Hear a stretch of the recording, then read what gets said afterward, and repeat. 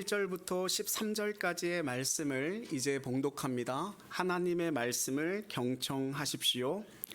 이러므로 그리스도 예수의 일로 너희 이방인을 위하여 갇힌 자 된 나 바울이 말하거니와 너희를 위하여 내게 주신 하나님의 그 은혜의 경륜을 너희가 들었을 터이라. 곧 계시로 내게 비밀을 알게 하신 것은 내가 먼저 간단히 기록한가 같으니 그것을 읽으면 내가 그리스도의 비밀을 깨달은 것을 너희가 알 수 있으리라.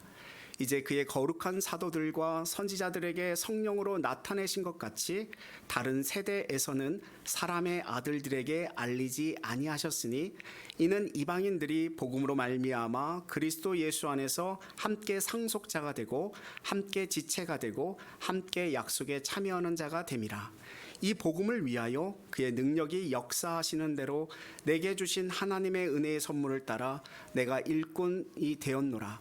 모든 성도 중에 지극히 작은 자보다 더 작은 나에게 이 은혜를 주신 것은 측량할 수 없는 그리스도의 풍성함을 이방인에게 전하게 하시고 영원부터 만물을 창조하신 하나님 속에 감추어졌던 비밀의 경륜이 어떠한 것을 드러내게 하려 하심이라.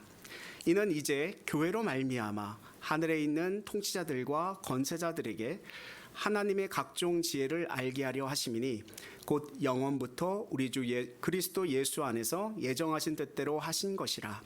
우리가 그 안에서 그를 믿음으로 말미암아 담대함과 확신을 가지고 하나님께 나아감을 얻느니라. 그러므로 너희에게 구하노니 너희를 위한 나의 여러 환난에 대하여 낙심하지 말라. 이는 너희의 영광이니라. 아멘. 이것은 살아계신 하나님의 말씀입니다. 할렐루야. 하나님의 은혜와 복이 저와 여러분에게 함께하기를 축복합니다. 사랑합니다. 성령 충만하십시오. 장마가 이제 시작됐다고 이야기하더라고요. 그래서 날씨를 보니까 일주일에 하루 약간의 해가 있고 계속 비 소식입니다. 이런 날씨가 되면 불쾌지수가 좀 올라가잖아요. 그래서 상대방에게 함부로 말하게 되고 그 함부로 그냥 한마디 툭 던진 말이 그 상대방의 기분을 상하게 되면 그 기분 상한 그 말이 또 나에게 기분 상하게 되는 말로 오게 되더라고요. 남에게 대접받고자 하는 대로 남을 대접하라 말씀하셨으니 우리가 조금 더 마음을 좀 다스리시고 이런 기간 동안에 서로를 위하고 사랑하는 마음으로 이렇게 대하셨으면 참으로 좋겠습니다. 오늘 에베소서 3장 말씀은 복음의 진수를 우리에게 알려주고 있는 것 같습니다.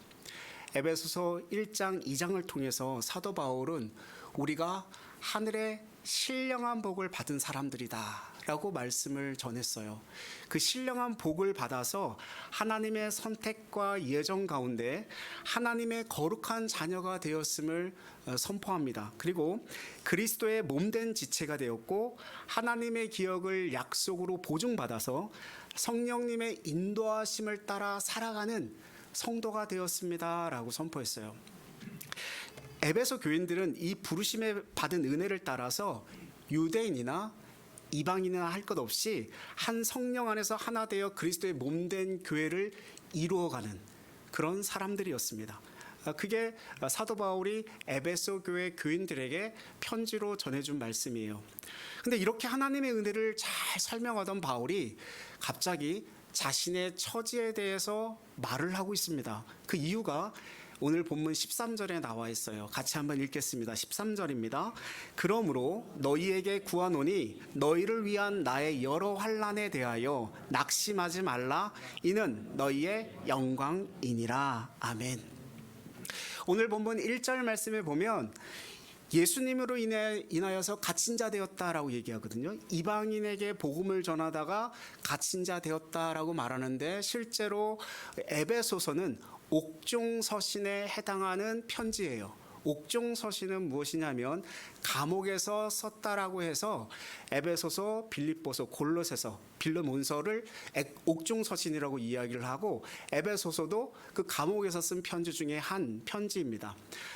감옥이 어디 감옥을 이야기하느냐? 로마 감옥을 이야기하고 있는 거죠. 그리고 자신이 감옥에 갇힌 상태를 사도 바울은 어떻게 표현하고 있냐면 영광이 되었다라고 표현합니다. 그리고 에베소 교회 교인들에게도 영광스러운 일이다. 누가? 내가 감옥에 간 것이 영광스러운 일이다 라고 이야기를 해요. 솔직히 세상의 어떤 그 이치, 또 세상의 어떤 상식으로 볼 때 감옥에 간 것이 어떻게 영광스러운 일이 될 수 있겠습니까? 결코 그렇게 생각할 수 있는 부분이 아닌 거죠. 근데 이것은 그리스도 안에서 변화를 경험한 사람만이 고백할 수 있는 고백이었어요. 고난이 영광이 될 수 있는 것은 오직 예수 그리스도 안에서만 경험될 수 있는 일이었던 거죠. 만약 사도 바울이 복음을 전하지 않았다라고 하면 감옥에 갔을까요? 갔을 수도 있을 겁니다. 범법을 행하면 갈 수도 있었겠죠. 근데 사도 바울의 성정을 보자면 그렇지는 않았을 것 같아요. 사도 바울은 복음을 전하는 일 때문에 하나님의 부르심을 받아서 하나님의 사명을 이루는 일 때문에 감옥에 들어가게 되었습니다. 그러니까 이방인들에게 복음을 전하는 일에 헌신하지 않았다라면 감옥에 가지 않았을 거예요. 그렇지만요, 사도 바울이 복음을 전하고 이방인들에게 복음을 전하지 않았더라면 에베소 교회에 있는 성도들에게 복음이 전해졌을까요? 그렇지 않겠죠. 사도 바울은 기독교 역사 가운데 정말 위대한 복음 사역을 전파한 사람 중에 한 명으로 꼽고 있거든요. 그래서 예수님 다음으로 신학하는 어떤 그 신학교에서 제일 많이 연구하는 인물이 누구냐? 사도 바울이에요. 엄청 많은 논문이 쏟아져 나오고 사도 바울의 일대기서부터 사도 바울의 신학 이걸 계속 연구하고 있단 말이죠. 그러니까 엄청난 일을 행했던 이 사도 바울이 복음을 전하지 않았더라면 지금 오늘 저와 여러분이 복음을 받아들이고 예수 그리스도의 복음 안에 구원에 이르게 되었을 수 있었을까요? 그렇지 않았다라는 거예요. 사도 바울은 이것을 생각하면서 에베소 교회 성도들에게 또 우리들에게 내가 감옥에 간 것은 영광이 된 것이다 라고 설명하고 있는 거죠. 그래서 빌립보서에서 자신이 감옥에 갇힌 사건으로 인해서 복음의 진보를 이루었다라고 이야기를 했고요. 디모데 후서에서는 디모데에게 갇힌 자를 부끄러워하지 말고 복음과 함께 고난을 받으라 이렇게 권면을 한 바가 있습니다. 지금 바울은요, 자신의 삶에서 일어난 일을 삶으로 간증하고 있는 겁니다. 비록 감옥에 갇혔지만 구원받은 기쁨으로 인해서 즐거워하고 기뻐하고 있는 거예요. 그리고 그것을 하나님 영광스럽게 생각을 했습니다. 고난을 이기는 정도가 아니라 고난을 즐기는 거죠. 제가 군대에 있을 때 참 그런 말 많이 들었습니다. 고난을 즐겨라. 그때 도통이 이해가 안 갔어요. 이 고통을 어떻게 즐기라는 이야기입니까? 1분 1초도 내가 견디기 어려운데 이걸 어떻게 즐깁니까? 말도 안 되는 소리입니다. 근데 제가 신학을 공부하면서 고난을 즐긴다? 고통을 즐긴다? 이게 무슨 말인지 이해가 가기 시작하더라고요. 사도 바울의 간증이야말로 에베소서 1장과 2장에서 설명하고 있는 진리를 고스란히 잘 설명하고 증거하고 있는 이야기 아닙니까? 진리에 대한 가장 강력한 설명이 무엇일까요?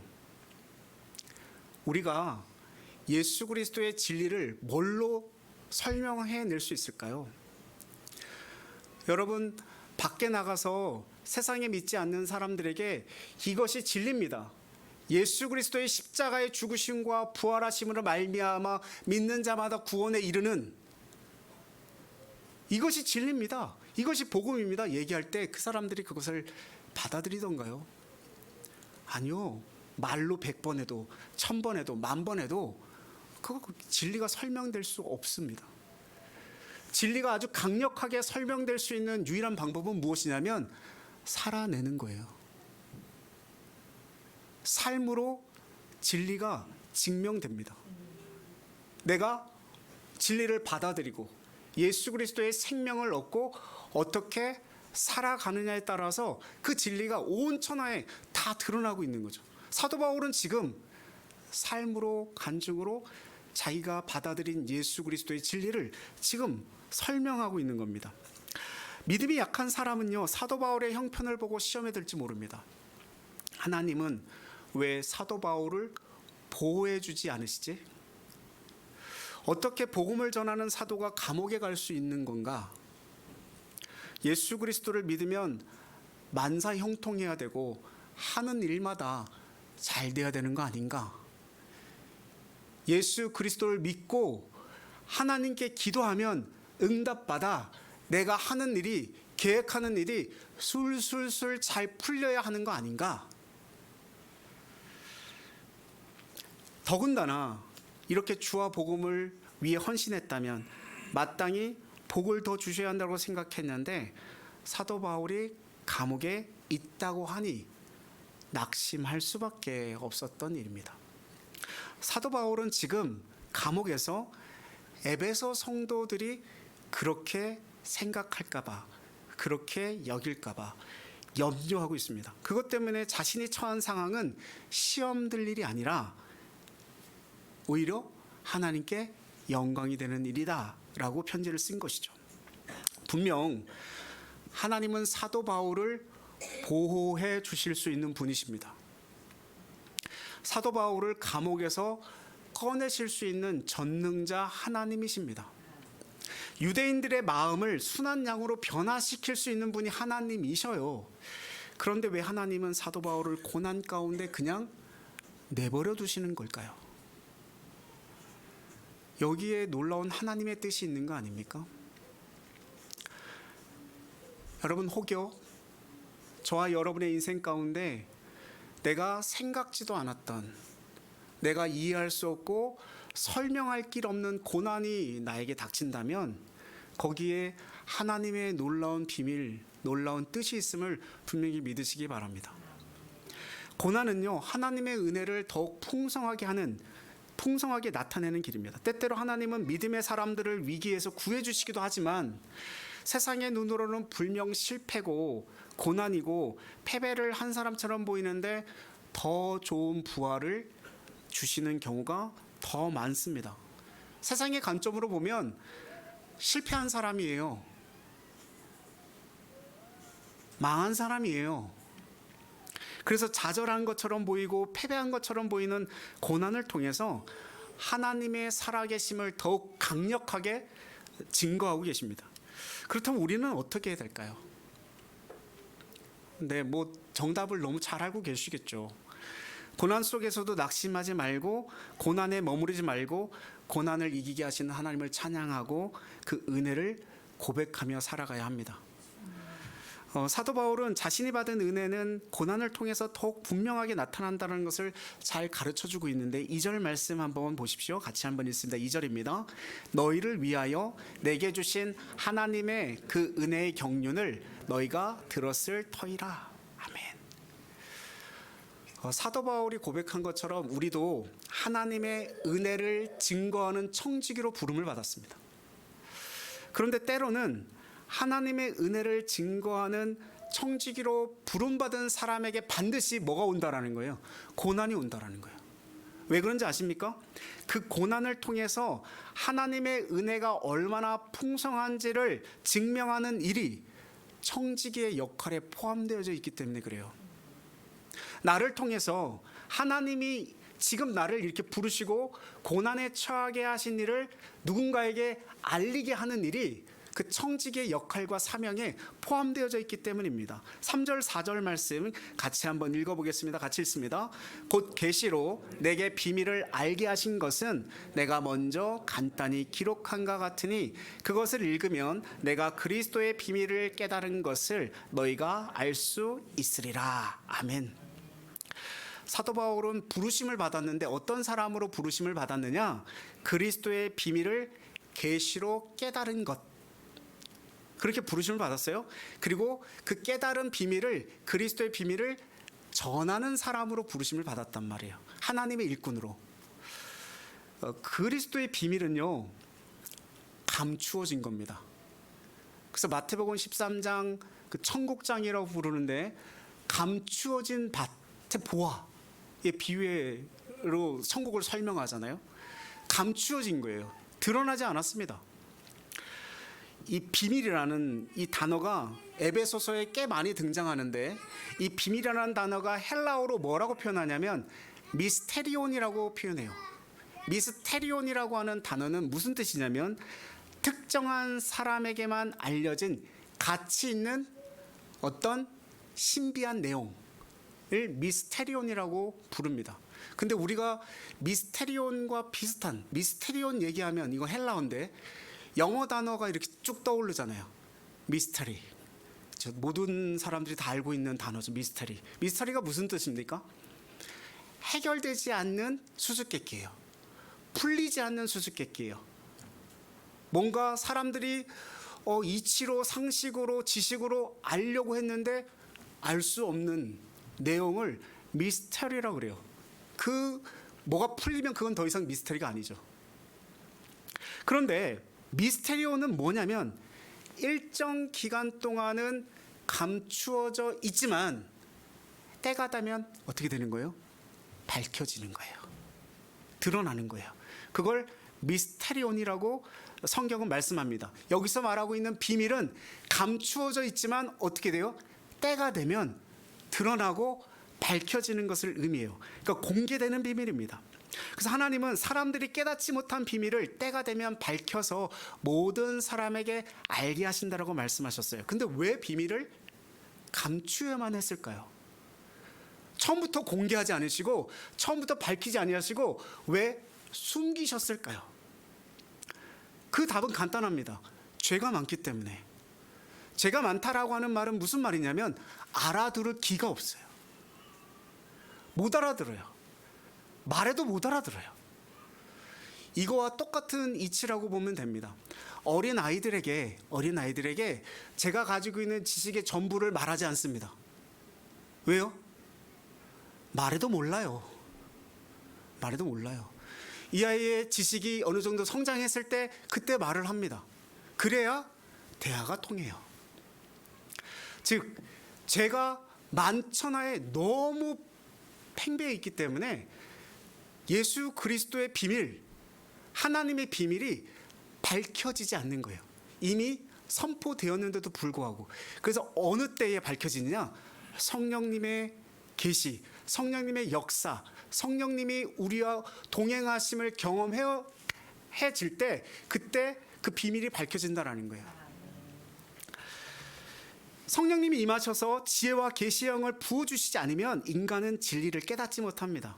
그래서 일정 기간 동안 감추어져 있을 수밖에 없었어요. 사람들이 이해할 수 있을 때까지, 성령의 역사가 나타날 때까지, 십자가와 부활의 구원이 완성될 때까지 진리는 감추어져 있습니다. 그런데 우리에겐 놀라운 복음이 임했잖아요. 복음이 임했다라는 건 즉 지금 이 순간, 지금 우리에게 진리가 밝혀졌다라는 이야기입니까? 밝혀지지 않았다는 이야기입니까? 밝혀졌다라는 이야기입니다. 진리는 지금 밝혀졌어요. 어떤 시대의 사람들에게는 진리가 도무지 깨달을 수 없는 비밀처럼 보였지만 이제 드러난 진리가 되었다라는 겁니다.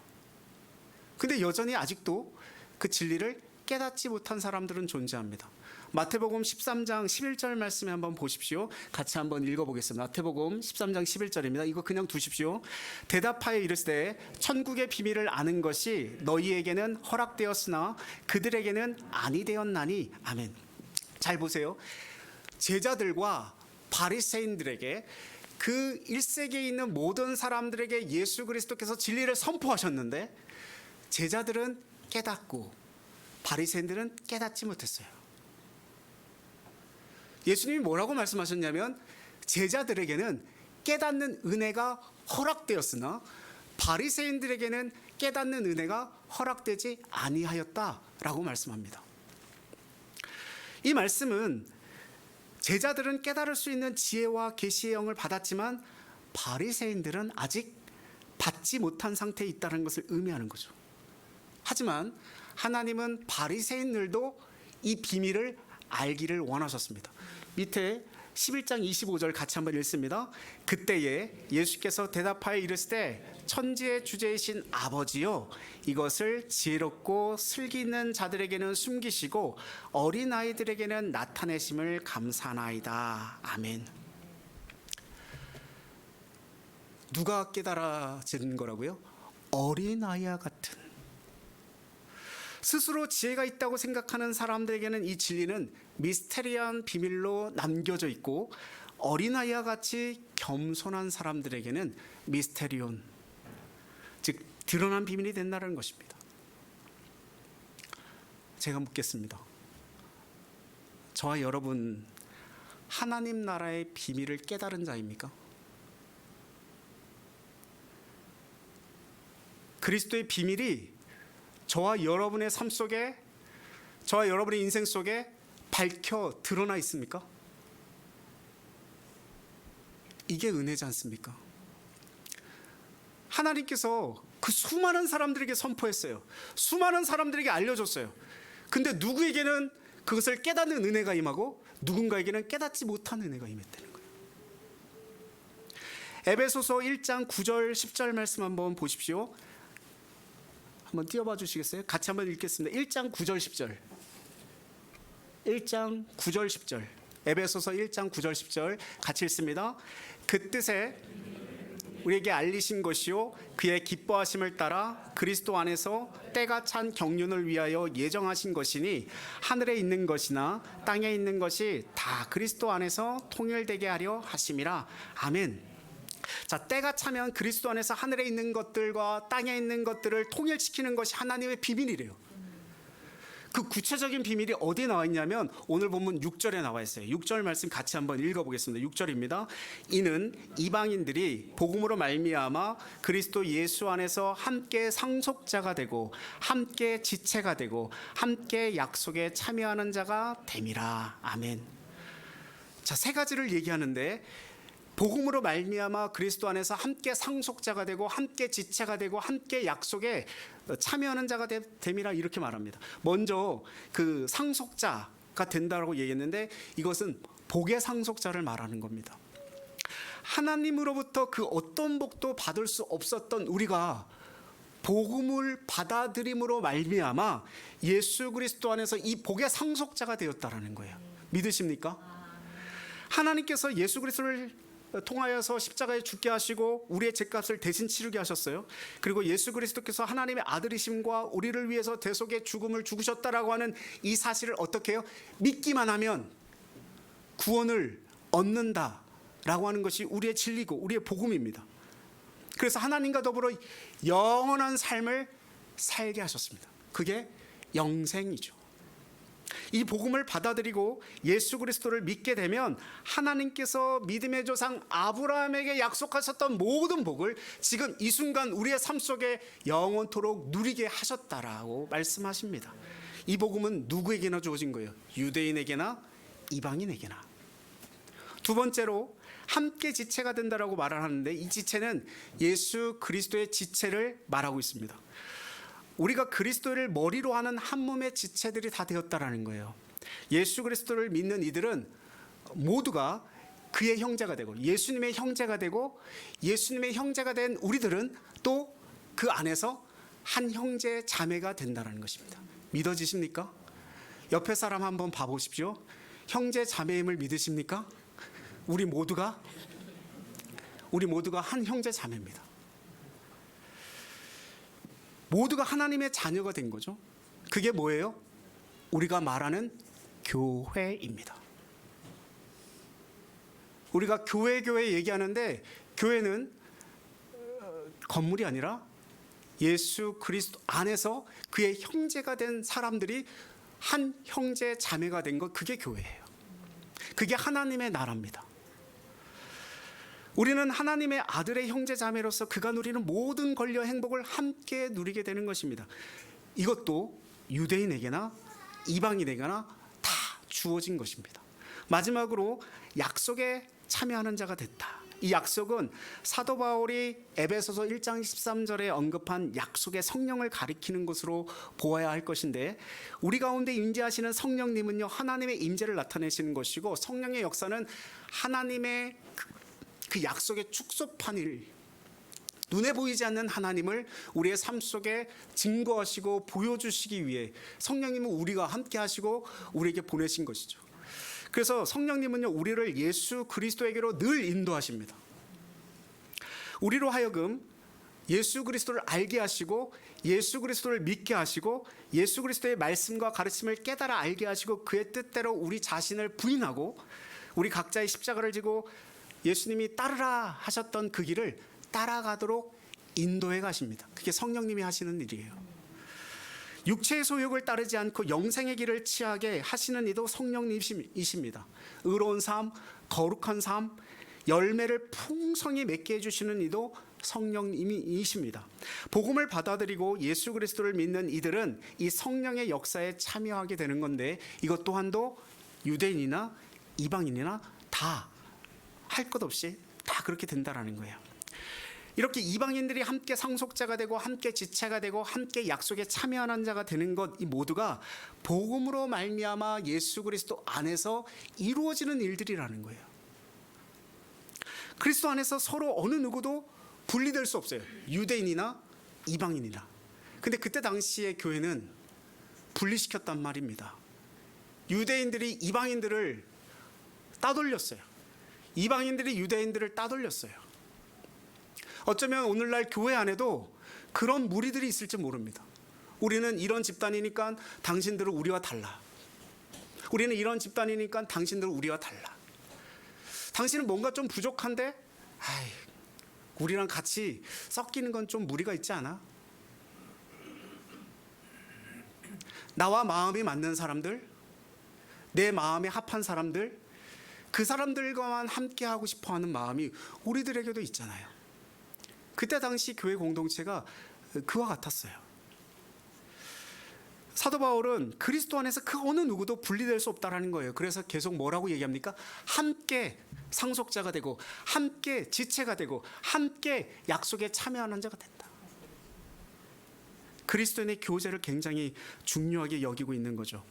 사랑하는 성도 여러분, 교회는요, 함께 가는 것입니다.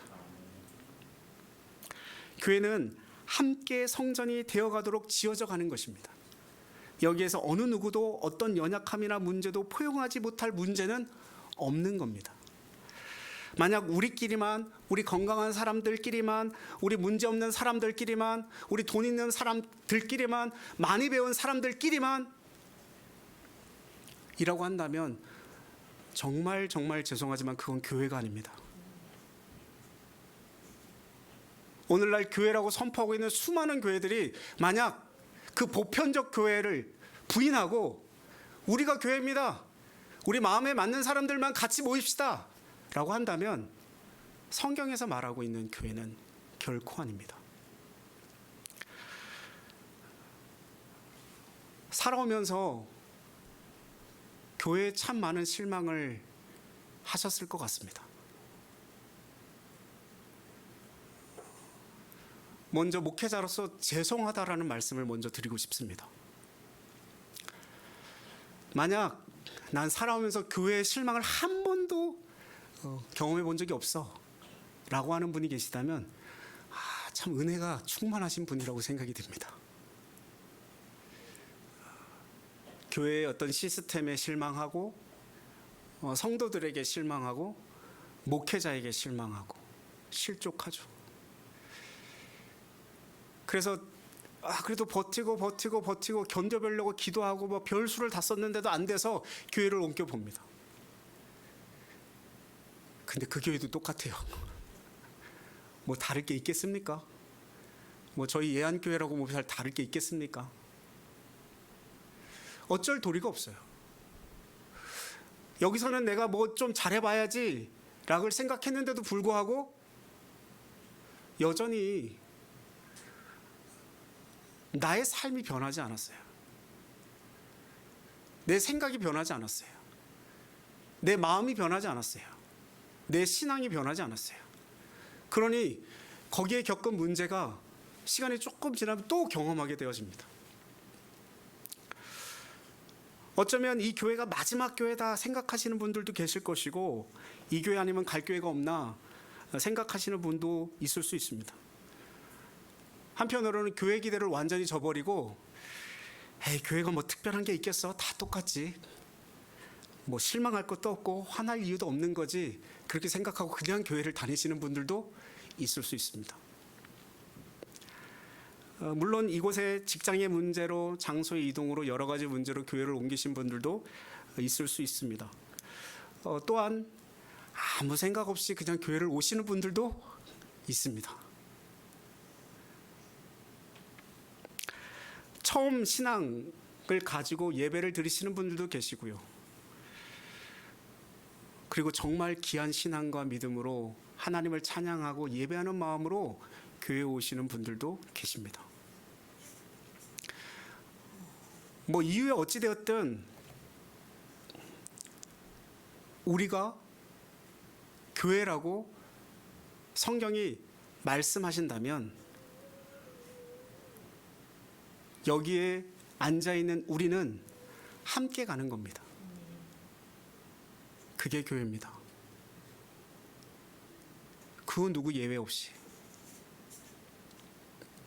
함께 성전되어 가는 거예요.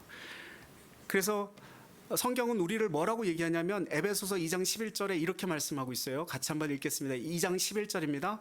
그러므로 생각하라. 너희는 그때에 육체로는 이방인이요 손으로 육체에 행한 할례를 받은 무리라. 칭하는 자들로부터 할례를 받지 않은 무리라. 칭함을 받는 자들이라. 아멘. 우리 모두가 그리스도 밖에 있었던 자들이라는 거예요. 소망도 없었고 약속도 없었고 구원도 없었고 하나님도 없었던 삶을 살았던 사람들이라는 겁니다. 그러나 주님이 우리의 평화가 되어주셨어요. 중간에 막힌 땀을 다 묻으셨습니다. 그런데 우리가 예수 그리스도를 믿는 우리가 담을 쌓고 있어요. 벽을 만들고 있습니다. 구분 짓고 있고요. 소외시키고 있고요. 여러분, 그것은 은혜일 수 없고 복음일 수 없는 거잖아요. 물론 교회는 세상과 달라야 되죠. 사회와 달라야 되죠. 그러나 교회는 세상과 마찬가지로 여전히 부족한 것 투성이고, 그래서 실망하고 아픔이 있는 곳이지만, 그래도 말씀드리고 싶은 건 교회는 교회여야 합니다. 세상이 높은 곳을 지향할 때 교회는 낮은 곳에 머물러야 하고, 세상이 폭력을 이야기할 때 교회는 비폭력으로 맞서야 됩니다.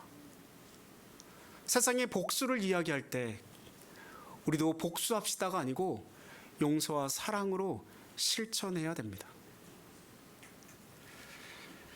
교회는 용서와 화해, 사랑을 실천하고 연습하는 장소입니다. 연습을 한다라고 하는 것은 부족함을 인정하는 거죠. 부족함을 자랑하는 사람들입니다. 우리는 결코 완전하지 않아요. 사람들 모인 곳이 원래 그런 거 아니겠습니까? 그렇지 않습니까? 그렇지만 우리가 꼭 해야 되는 것이 있습니다. 그게 뭐냐면 포기하지 않는 거예요. 그 사람을 포기하지 않는 겁니다. 이 공동체를 포기하지 않는 겁니다.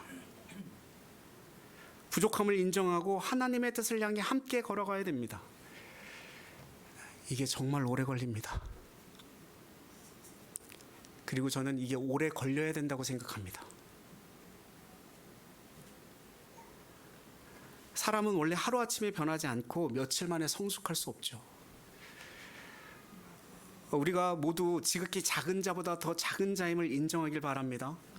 우리가 할 수 있는 일이 너무 적어요. 그리고 우리 존재가 너무 작아요. 그렇기에 하나님의 은혜가 더 큰 겁니다. 우리는 다 나병 환자였고 혈루증 여인이었고 눈먼 사람이었음을 기억하셨으면 좋겠습니다. 진정한 복음은요, 인간이 만들어 놓은 모든 장면을 허물 수 있는 힘을 가지고 있어요. 진정한 복음이 살아있는 교회라면 그런 장벽은 마땅히 허물어져야 되겠죠. 우리가 이 일을 해야 할 이유를 10절에서 설명하고 있어요. 같이 한번 읽겠습니다. 10절입니다. 이는 이제 교회로 말미암아 하늘에 있는 통치자들과 권세들에게 하나님의 각종 지혜를 알게 하려 하심이니. 아멘. 이 말씀을 꼭 기억하십시오. 이제 무엇으로 말미암아요? 교회로 말미암아. 다른 말로 이야기하면 교회를 통하여. 이때까지 하나님은 무엇으로 누구를 사용하셨습니까? 특정한 한 사람을 택하셔서 선지자들을, 예언자들을, 사도들을 택하여서 하나님은 하나님의 계획하신 일들을 이루어 가셨어요. 그런데 그리스도의 큰 비밀이, 미스터리온, 이 감추었던 비밀이 드러난, 그 진리가 드러난 이 시대 가운데 누구를 향해서, 누구를 통해서? 교회를 통해서, 교회로 말미암아 일하시겠다라는 겁니다. 이 말은 교회의 사명과 함께 교회의 영광도 드러내고 있는 말씀입니다. 이제 교회는 하나님의 손에 붙들려져서 하늘에 있는 통치자들과 권세자들에게 하나님의 각종 지혜를 알게 하는 우주적 도구로 사용하시겠다라는 겁니다. 다른 말로 이야기하면 세상 그 어느 곳도, 세상 그 누구도 하나님을 보여줄 수 있는 곳, 그분이 살아계시고 역사하시고 그분의 통치가 이루어지고 그분의 모습을 보여줄 수 있는 곳이 단 한 곳도 없는데, 그 일을 위한 하나님의 창조, 포에마, 만드신 바, 그게 뭐라는 거예요? 교회라는 것입니다. 공동체로 우리를 교회로 부르신 것과 마찬가지로 각 사람 한 사람 한 사람을 뭐로 부르셨어요? 교회로 부르셨다는 사실입니다. 교회는 이 일을 드러내는 것, 그것이 하나님의 사명이에요. 여러분, 하나님이 드러내시려는 것이 뭐예요? 사람들이 아닙니다. 그들의 이름도 그들의 명성도 아니에요. 뭐예요? 하나님의 각종 지혜를 말씀합니다. 하나님의 각종 지혜를 드러내길 원하시는 거예요. 여기 하나님의 각종 지혜라는 것은 뭐냐면 이미 사도들과 예언자들을 통해서 선포되었던 계시된 비밀과 복음을 말씀합니다. 전에는 그리스도 밖에 있었지만 이제는 그리스도 안에서 그리스도와 연결된, 접속된 그리스도가 이루시는 평화를 드러내는 것인데, 누구를 통해서? 교회를 통해서 이루어 가시는 겁니다. 여러분, 교회가 존재하는 이유, 저와 여러분이 존재하는 이유, 바로 이 이유 때문에 그런 거 아니겠습니까? 그럼 오늘도 우리가 세상에 나가서 하나님의 영광을 드러내고 예수 그리스도 복음을 증거하는 일은요, 우리 교회 좋은 교회야, 우리 교회 좀 와봐, 그 교회 가지 말고 우리 교회 와, 이게 복음입니까? 그 죽은 영혼, 저 아픈 영혼, 쪼그라들고 고통스러워하는 그 영혼, 진정 살아계신 하나님의 말씀이 들어가고 예수 그리스도 복음이 선포되고, 그래서 그 영혼 마음 가운데 위로가 되고 격려가 되고 마음의 치유가 되고 회복이 되어서 다시 살아나는 것, 그게 복음 아닙니까? 여러분, 우리는 그 일을 위해서 부르심을 받은 사람들입니다. 세상은 아직도 악한 영의 지배를 받고 있고요, 여전히 죄와 분열 안에서 아파하고 있는 세상을 향해서 진정한 평화와 화해의 복음을 전하라고 우리를 부르셨어요. 우리의 믿음이, 우리의 사랑이, 우리의 소망이, 우리의 삶이 당신의 사랑의 계획을 실현해 나가는 하나님의 놀랍고 풍성한 지혜가 증거가 되는 것입니다. 우리를 새 사람으로 만드신 것, 새로운 피조물로 만드신 것, 하나님의 은혜에 그것에 감격하고 감사하고 복음 전도자의 사명을 기쁨과 충성으로 감당하는 우리 모두가 될 수 있기를 주님의 이름으로 축원드립니다. 이게 진정한 선교입니다. 이게 진정한 성장입니다. 교회의 자석수 사람이 계속 채워지는 게 성장이 아니라 온 세상, 온 열방 가운데 예수 그리스도의 생명, 예수 그리스도의 복음을 받아들이는 사람이 더 많아지는 것, 그게 진정한 이 땅의, 이 나라의 성장이고 확장이에요. 이게 교회의 사명이고 교회의 영광입니다. 이런 교회들이 되시기를 주님의 이름으로 축원드립니다. 기도하겠습니다. 존귀하신 하나님 아버지, 참 감사합니다. 우리 모두가 이 터와 기초 위에 세워진 존재들로서 우리의 사명이 무엇인지를 깨달아 알 수 있도록 성령님 이 시간 도와주시니 감사드립니다.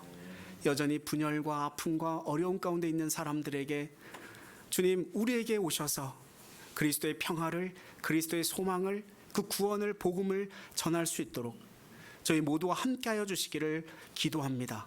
특별히 이 땅의 모든 교회들이 하늘에 있는 통치자들과 권세자들에게 하나님의 각종 지혜를 알리는 통로들이 될 수 있도록 인도하여 주시고, 우리를 새 사람으로 만드신 하나님의 은혜에 감격하며 복음 전도자의 사명을 들고 기쁨과 충성으로 감당하게 하여 주시옵소서. 주님의 진리 안에 늘 거하게 하시고 주님과 늘 동행하며 거룩한 삶의 예배로 날마다 승리하게 하여 주시옵소서. 예수님의 이름으로 기도드리옵나이다. 아멘.